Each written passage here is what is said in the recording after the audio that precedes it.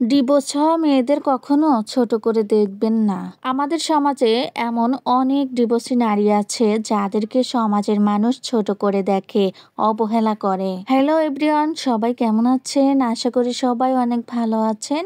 আমিও আল্লাহর রহমতে এবং আপনাদের দোয়ায় অনেক ভালো আছি। চলে আসলাম আবারও একটা নতুন ব্লগ ভিডিও নিয়ে। আশা করি সবাই সম্পূর্ণ ভিডিওটা দেখে নেবেন। নারীর ডিভোর্স মানে শুধু একটা সম্পর্কের শেষ নয়, একটা স্বপ্নের মৃত্যু। একটা কথা বলতে চাই ভাই, কখনো কোনো ডিভোর্স পাওয়া নারীকে অবহেলার চোখে দেখবেন না। তারা আসলে কিন্তু কখনোই ডিভোর্স চায় না, চাইলেও সেটা সহজ নয়। সব মেয়ে জন্ম থেকে একটা সুখের সংসারের স্বপ্ন দেখে, আর সব মেয়েরাই কিন্তু একটা সুখের সংসারের স্বপ্ন দেখে বড় হয়। তারা ভাবে একদিন তারও একটা ঘর হবে, ভালোবাসায় ভরা এক নিঃশ্বাসের জায়গা হবে। কিন্তু বাস্তবতা যখন আসে তখন সবকিছু পাল্টে যায়। একটা মেয়ে কখনোই কারো সম্পূর্ণ হয়ে উঠতে পারে না, না স্বামীর বাড়িতে না বাবার বাড়িতে।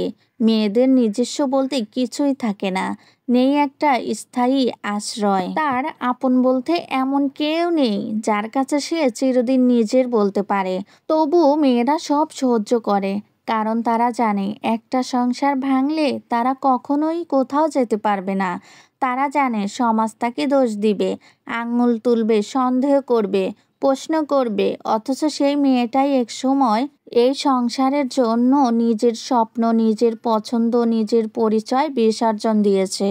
আর একটা পুরুষ, সে জানে তার একটি সম্পর্ক ভাঙলে সামনে আরো 10টা সম্পর্ক অপেক্ষায় আছে।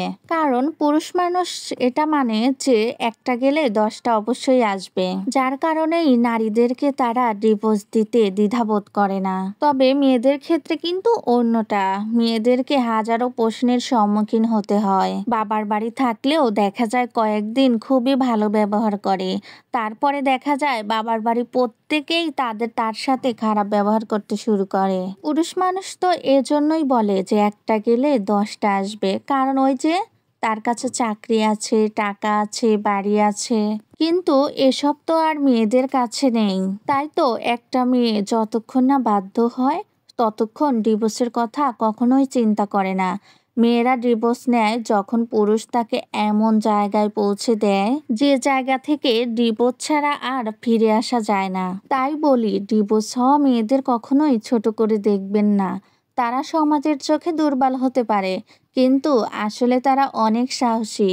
কারণ তারা একা দাঁড়াতে শিখেছে, যেখানে দাঁড়ানোর মাটিটুকুও তাদের ছিল না। তারা সেই মাটিটুকু ধরে শক্ত করে দাঁড়াতে শেখে। তাই আবারও বলছি ভাই, ডিভোর্স হওয়া নারীকে কখনোই অবহেলা করবেন না। আজকের ভিডিওটি এ পর্যন্তই।